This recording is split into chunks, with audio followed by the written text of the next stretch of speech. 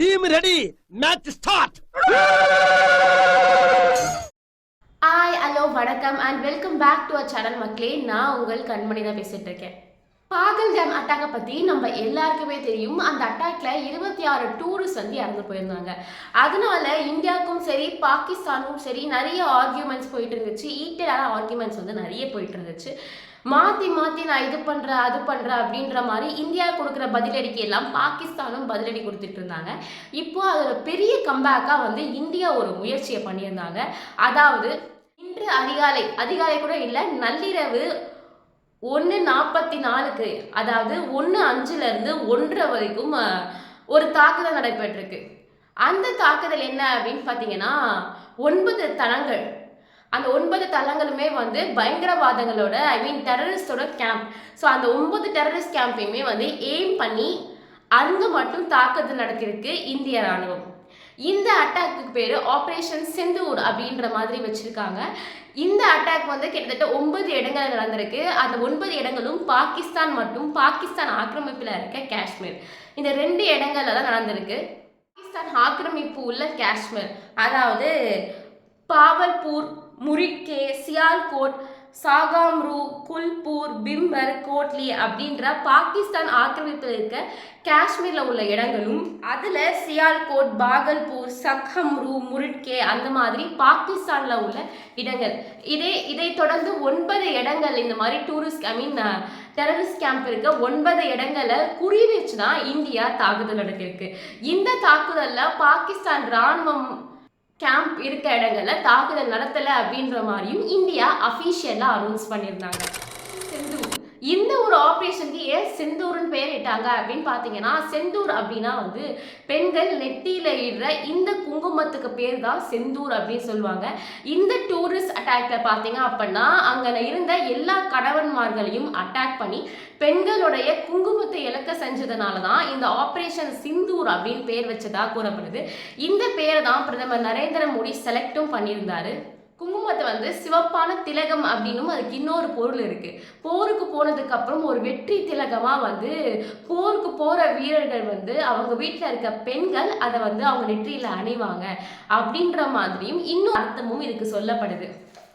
இது இந்த போர் நடக்கிறதுக்கு, இந்த தாக்குதல் நடக்கிறதுக்கான என்ன பின்னணி இருக்கு அப்படின்னு பார்த்தீங்கன்னா, எப்படி இந்த அட்டாக்கை வந்து பிளான் பண்ணியிருக்காங்க அப்படின்றத நம்ம அடுத்ததாக பார்க்க போகிறோம். துல்லிய தாக்குதல் ஒரு 9 தளங்கள்ல நைட்டு பிளான் பண்ணி தாக்குதல் நடத்திருக்காங்க.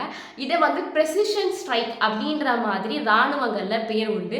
இந்த ப்ரெசிஷன் ஸ்ட்ரைக் வந்து எதுக்காக யாரை தாக்குதல் பண்ணுறதுக்காக நடக்கும் அப்படின்னு பார்த்தீங்கன்னா, டெரரிஸ்ட் கேம்ப் அண்ட் வந்து மிலிட்ரி கேம்ப் போட்டிருக்க இடங்கள்ல தாக்குதல் நடந்ததுக்கு பேர் தான் ப்ரெசிஷன் ஸ்ட்ரைக் அப்படின்னு சொல்லுவாங்களாம். அப்படி மென்ஷன் பண்ண ஒரு சில இடங்கள்ல ட்ரோன் மூலியமா வாட்ச் பண்ணி கண்காணிக்க செஞ்சு ஆஃப்டர் இந்த உளவு வேலைகள்லாம் முடிந்த பிறகு, ஆதாரங்கள்லாம் கலெக்ட் பண்ண பிறகு இந்த இடங்கள் தான் அட்டாக் பண்ண போறோம்னு ஃபிக்ஸ் பண்ணுவாங்க. ஸோ அதுக்கப்புறம் வழியா தாக்குதல் நடத்துறோமா இல்ல தரை வழியா தாக்குதல் நடத்துறோமா, என்ன தாக்குதல் முடிவு பண்ணி எப்படி உள்ள போறதுன்னு பிளான் பண்ணுவாங்க. இந்த மாதிரியான எல்லா பிளான்களும் முடிஞ்சு கன்ஃபர்மேஷன் ஆனதுக்கு அப்புறம் இப்படிதான் அட்டாக் பண்ண போறோம் அப்படின்றத பிரதமர் நரேந்திர மோடிக்கு அனுப்பி அவர் செலக்ட் பண்ணதுக்கு அப்புறம், அவர் கன்ஃபார்ம் பண்ணதுக்கு அப்புறம் தான் இந்த அட்டாக் நடந்தது அப்படின்னு சொல்லியிருக்காங்க. அண்ட் இந்த தாக்குதல் பார்த்தீங்க அப்படின்னா யாருக்குமே தெரியல. பிரதமர் நரேந்திர மோடி மே 7 அன்னைக்கு இந்தியாவில் இருக்க பல்வேறு இடங்கள்ல வந்து வான்வெளி சோதனைகள் வந்து போடுவோம் அப்படின்ற மாதிரி சொல்லியிருந்தாங்க. இந்த பிளான்லாம் முடிஞ்சு பிளான் 1 மணிக்கு நடக்குதுன்னா 3லேருந்து 4 மணி நேரங்களுக்கு முன்னாடி தான் இந்திய ராணுவ வீரர்களுக்கு இந்த தகவல் போகப்பட்டிருக்கு. எந்த ஒரு விஷயமும் கசியக்கூடாது அப்படின்றதுக்காக ரகசியமா இந்த ஒரு விஷயத்த பண்ணியிருக்காங்க. இந்த அட்டாக்லாம் முடிஞ்சதுக்கு அப்புறம் இந்த அட்டாக்கோட அஃபிஷியல் இன்ஃபர்மேஷன் டெல்லியில இருந்து இறக்குனாங்க. ஆஃப்டர் தட் பாகிஸ்தானோட ஸ்டாக் மார்க்கெட் ஃபுல்லாக டவுன் ஆச்சு, இந்தியாவோட ஸ்டாக் மார்க்கெட் அப்படியே ஏறிச்சு. ஸோ இந்த அனௌன்ஸ்மெண்ட்க்கு அப்புறம் பார்த்தீங்க அப்படின்னா பாகிஸ்தானில் முதலீடு பண்ண முதலீட்டாளர்கள் வந்து பேக் ஆனதுனால அவங்களோட ஸ்டாக் மார்க்கெட் ஃபுல்லாக டவுன் ஆயிடுச்சு அப்படின்ற மாதிரி இன்னொரு தகவலும் இருக்குது. இந்த அட்டாக் அப்புறம் இந்த அட்டாக்கை நாங்கள் வந்து விளக்கம் கொடுக்குறோம் அப்படின்ட்டு ஐநா சபையில் இருக்க எல்லா கண்ட்ரீஸ்க்கும் அழைப்பு விடுத்தது இந்தியா. அதன் பேரில் 5 கண்ட்ரி, அதாவது ரஷ்யா, UAE, இங்கிலாந்து, அமெரிக்கா, 5 கண்ட்ரிகள் விளக்கம் கேட்க வந்திருந்தாங்க. ஸோ அவங்களுக்கு இந்த திட்டங்கள் எல்லாம் சொல்லப்பட்டது. அது மட்டும் இல்லாமல் இவங்களை வந்து பிளான் பண்ணி தூக்கியிருக்கோம், இவங்க கிட்ட இருக்கிற எவிடன்ஸ், நேரில் பார்த்த சாட்சி, ப்ரூஃப்ஸ் இது எல்லாமே வந்து எங்கள் கையில் இருக்குது அப்படின்ற மாதிரி தான் அந்த விளக்கத்தில் கொடுத்த முக்கியமான ஒரு பாயிண்டாகவும் இருந்துச்சு.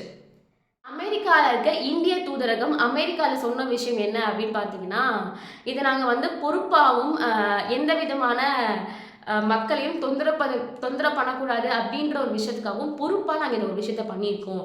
அது மட்டும் இல்லாமல் இந்த விஷயங்கள்லாம் தூதரகம் எக்ஸ்பிளைன் பண்ணதுக்கப்புறம் அமெரிக்காவில் இருக்க தூதர் என்ன சொல்லியிருக்காரு அப்படின்னா, நாங்கள் வந்து ஸ்டார்டிங்லேருந்தே இதை வாட்ச் பண்ணிட்டு தான் இருக்கோம். இந்தியாவுக்கும் பாகிஸ்தானுக்கும் நடக்கிற இந்த மோதலை தொடக்கத்துலேருந்து நாங்கள் பார்த்துட்டு தான் இருக்கோம். இது வந்து சைலண்ட்டாக முடிஞ்சதுன்னா ரொம்பவே வந்து சந்தோஷம். இந்தியாவும் பாகிஸ்தானும் பேசி சைலண்ட்டாக முடிப்பீங்கன்னு நம்புகிறேன் அப்படின்ற மாதிரியும், ட்ரம்ப் சொன்ன இந்த விஷயத்தை நாங்கள் வழிமொழிகிறோம் அப்படிங்கிற மாதிரியும் அவர் சொல்லி முடிச்சிருப்பாரு. பாகிஸ்தானோட அடிமை ஷபால் ஷெரீப் சொன்ன ஒரு விஷயம் என்ன அப்படின்னு பார்த்தீங்கன்னா, இந்தியாவிலேருந்து 80 விமானங்கள் வந்திருக்கு. அதில் 5 விமானங்கள் ரஃபேல் ஜெட்ஸ், ஒரு MiG-29 அண்ட் ஒரு Su-30 இது எல்லாமே நாங்கள் அட்டாக் பண்ணியிருக்கோம். இந்தியா எந்த நேரத்துலையும் எங்களை அட்டாக் பண்ணோம் நாங்கள் வந்து ப்ரிப்பேராக இருந்ததுனால இந்தியாவை தாக்குதல் நடத்துறது எங்களுக்கு ஒரு பெரிய விஷயமாவே இல்லை, ஈஸியாக முடிஞ்சிருச்சு அப்படின்ற மாதிரி ஷெரீப் வந்து ஒரு விஷயத்தை வந்து அஃபிஷியல் நோட்டாக விட்டுருந்தாரு. ஸோ அதுக்கு இந்தியா என்ன பதில் சொல்லியிருக்கு அப்படின்னு பார்த்தீங்கன்னா, அந்த MiG-29 எல்லாம் வந்து அழிச்ச ஃபோட்டோஸ்லாம் வந்து இந்த அஃபிஷியல் அனௌன்ஸ்மெண்ட்டில் பாகிஸ்தான் கொடுத்துருந்து. பட் இது வந்து 2021 பஞ்சாபில் நடந்த ஒரு தாக்குதலில் வெளியிடப்பட்ட ஃபோட்டோஸ் இதெல்லாம் வந்து முற்றிலும் போய் அப்படின்ற மாதிரி இந்தியா சைட்லேருந்து வந்திருக்கு. இந்த தாக்குதலில் எத்தனை பேர் காயமடைஞ்சிருக்காங்க, இறந்துருக்காங்க அப்படின்னு பார்த்தீங்கன்னா 90 தீவிரவாதிகள் இறந்து போயிருக்காங்க, 80 பேர் காயமடைஞ்சிருக்காங்க, 9 டெரரிஸ்ட் கேம்புமே வந்து தரமட்டம் ஆயிடுச்சு அப்படிங்கிற மாதிரியும் ஆஃப்டர் தட் அட்டாக் அஃபிஷியலாக சோஃபார் வந்த கவுண்ட். இது மட்டும் இல்லாமல் ஆஃப்டர் திஸ் தாக்குதல் வான்வெளியை வந்து 48 மணி நேரம் மூடுறோம் அப்படின்ற மாதிரி இந்தியா சொல்லியிருந்தது. பட் 8 ஹவர்ஸ்க்கு அப்புறம் ஓப்பன் பண்ணி ஃப்ளைட்ஸ் எல்லாமே போயிட்டும் இருந்துச்சு. ஆனால் இண்டிகோ நிறுவனம் என்ன பண்ணாங்க அப்படின்னா, அவங்களோட ஃப்ளைட்ஸை தற்காலிகமாக May 10 வரைக்கும் நாங்கள் வந்து நிறுத்தி வைக்கிறோம் அப்படின்றதுனால இந்தியாவில் இருக்க பல்வேறு இடங்களுக்கு போகிற ஃப்ளைட்ஸ் எல்லாமே வந்து பாதிக்கப்பட்டது அப்படின்னு சொல்லியிருந்தாங்க. இந்த மாதிரி ஆஃப்டர் திஸ் ஆப்ரேஷன் சிந்தூர் நிறைய விஷயங்கள் வந்து நடந்துட்டு இருந்துச்சு. இன்னும் நிறைய விஷயங்கள் உங்களுக்காக காத்துட்டும் இருக்கு. அதுக்கு நீங்கள் பண்ண வேண்டிய ஒரு விஷயம், கண்மணி அப்படின்ற இந்த சேனலை மறக்காமல் சப்ஸ்கிரைப் பண்ணிக்கோங்க. அது வரைக்கும் உங்களிடமிருந்து விடைபெறுவது நான் உங்கள் கண்மணி. பாய்.